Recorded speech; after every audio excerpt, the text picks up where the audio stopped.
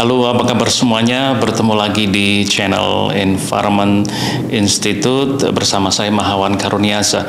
Pada video kali ini saya akan berbagi tentang bagaimana membuat konten lingkungan dengan ilmu lingkungan. Jadi bagaimana membuat konten lingkungan dengan ilmu lingkungan. Tentu saja sekali lagi membuat konten bebas dan asik-asik saja, tapi yang berminat membuat konten lingkungan dengan berdasarkan ilmu lingkungan, ikuti video-video dari Environment Institute. Nah, pada kesempatan ini saya akan berbagi tentang DPSIR. Jadi itu adalah cara bagaimana melihat antara masalah dan penyelesaiannya. Jadi DPSIR itu adalah singkatan dari driver, kemudian pressure, state, impact, dan respon. Jadi bagaimana itu masalah muncul, kemudian ada satu tindakan untuk menyelesaikannya. Nah, di contoh kali ini adalah contoh pada saat kita semua nih, pada saat belanja online, itu adalah driver, itu adalah satu aktivitas yang kemudian ada pressure terhadap lingkungan sekitar kita, yaitu pada saat kita unboxing, kemudian ada plastik nih. Nah, itu adalah kita menghasilkan sampah plastik. Nah, kemudian sampah plastik seperti yang terjadi di Indonesia selama ini dengan perilaku membuang sampah, kemudian kondisi pengolahan sampah kita, maka banyak sampah plastik yang kemudian masuk ke sungai sampai dengan akhirnya sampai ke laut. 80% sampah plastik di laut adalah berasal dari daratan. Nah, state-nya adalah sampah yang ada di lautan itu.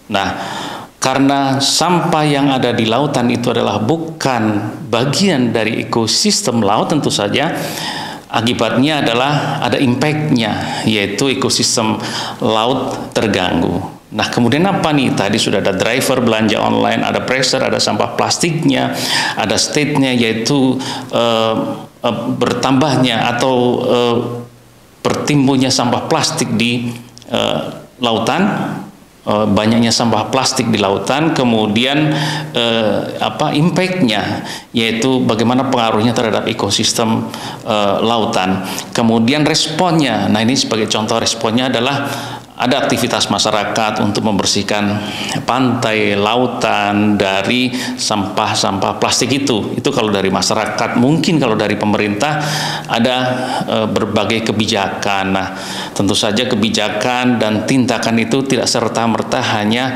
ada di ujung akhir, hanya pada saat sampah itu sudah sampai di laut dan di pantai, tetapi boleh jadi pada saat drivernya, mulai dari aktivitasnya dan maupun juga pressure-nya. Jadi itu yang dimaksud dengan DPSIR gitu ya. Tentu saja ada contoh yang lain selain contoh tadi ya, belanja online menghasilkan sampah kemudian sampai ke lautan dan ada satu respon. Kemudian ada contoh lain, misalkan satu pabrik beraktivitas memproduksi barang, kemudian ada limbah yang dibuang ke sungai. Nah, limbah itu adalah pressure-nya. Aktivitas pabrik adalah driver-nya. Nah, kemudian state-nya apa? State-nya adalah setelah limbah, kemudian zat-zat masuk ke sungai, kemudian kondisi sungai menjadi berubah, kualitas air berubah. Nah, itu state-nya. Nah, kemudian dampaknya apa atau impact-nya apa? Impact-nya adalah tentu saja dengan kondisi air, kualitas air yang berubah, ekosistem sungai berubah, ikan mengalami gangguan dan tumbuh-tumbuhan yang ada di ekosistem air juga mengalami gangguan tentu saja.